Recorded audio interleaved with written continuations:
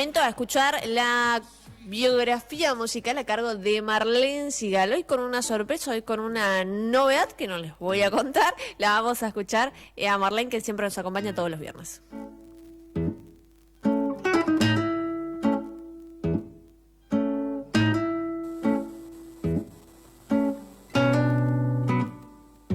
Hola chicos, ¿cómo están? ¿Qué cuentan ahí en el piso? ¿Todo lindo? Bueno, me alegro. ¿Y cómo está nuestra audiencia? ¿De algo que decir de los viernes con biografía musical? Claro.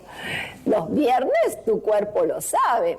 Pero hoy hemos traído algo muy interesante, que vamos a hablar sobre cómo comenzaron los instrumentos, el canto y la danza no en la antigüedad, en la humanidad. ¿Desde dónde comenzó esto? ¡Wow! ¿Sí? ¿El huevo o la gallina?, diría mi mamá.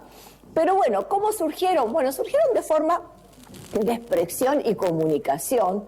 Esto pasó mucho antes de la invención de los instrumentos, ¿sí? Se cree que los primeros sonidos musicales surgieron de la percusión corporal, ¿sí? Golpear tu cuerpo, golpear las manos, golpear los pies. Esos eran los sonidos de percusión que tenían en esa época la humanidad nuestra, ¿sí? Bueno, y después la imitación de los sonidos a través de, claro, de la naturaleza, del sonido de las aves, del sonido del viento. A través de todo eso se fue implementando lo que era el canto, lo que se le llamaba canto. Pero ellos lo tenían como los ritos de la vida, ¿sí?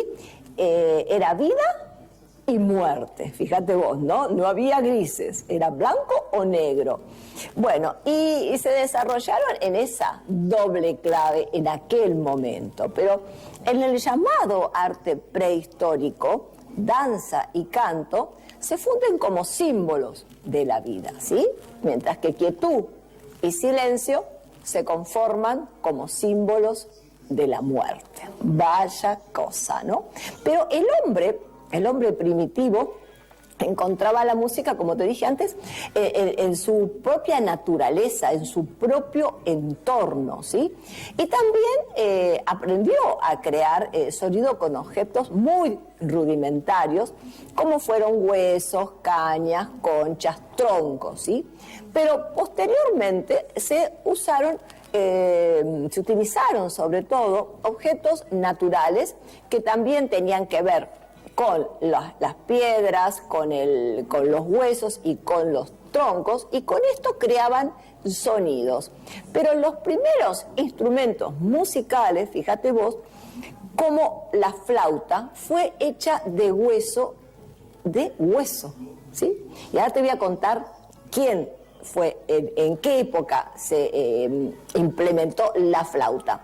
Y los tambores también estaban hechos de pieles de animales. Pobrecitos, dije yo, cuando leí esto. Pero esto data de decenas de miles de años, ¿sí? Pero claro, la música se asociaba a esos rituales, que eran lo que ellos conocían, la ceremonia, por ejemplo, como la caza, como la guerra. Bueno, y los ritmos, claro, imitaban a esos animalitos, que eran lo que ellos tenían a su alrededor.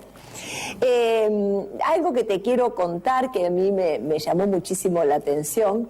Yo dije, mirá qué fantástico que la flauta es el invento más antiguo y lo hizo el Homo habilis, ¿sí? En el Paleolítico, ¿sí? Y estaba hecho, fíjate vos, de hueso de ave y marfil de mamut. Pobre mamut. Bueno, este instrumento más o menos tiene unos 42.000 años. Pero bueno, después nos pasamos a las civilizaciones de Grecia, Roma, Egipto. Siempre tenemos Roma, Grecia, Egipto, China, ¿no?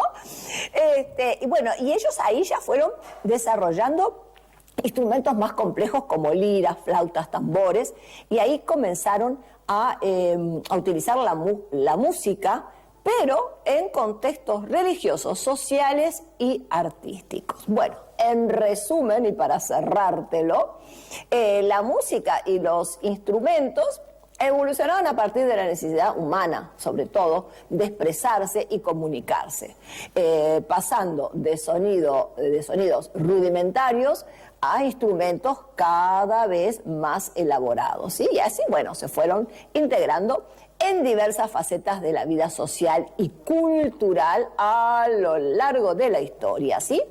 Pero la música de una determinada sociedad está estrechamente relacionada con otros aspectos como su cultura, como su organización económica, su desarrollo tecnológico, tradiciones, creencias religiosas, etcétera mil, y los géneros y estilos musicales varían ampliamente según la región, la época, incluyendo ya hoy por hoy la música clásica, la folclórica, la electrónica, la contemporánea y la popular. Así que te he dado un paneo de cómo comenzaron los instrumentos en la humanidad, los instrumentos y el canto.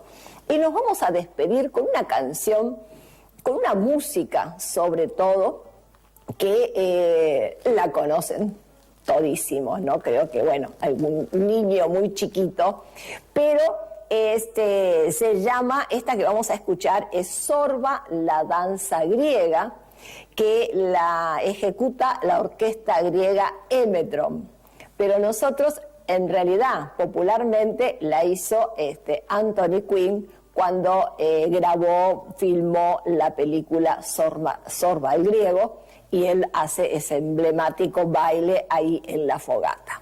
Así que bueno, nos vamos con esta música que les va a encantar. Ustedes dirán, ¿por qué la elegí? Porque la música griega es la que utiliza la lira, ¿sí? Casi todas sus canciones,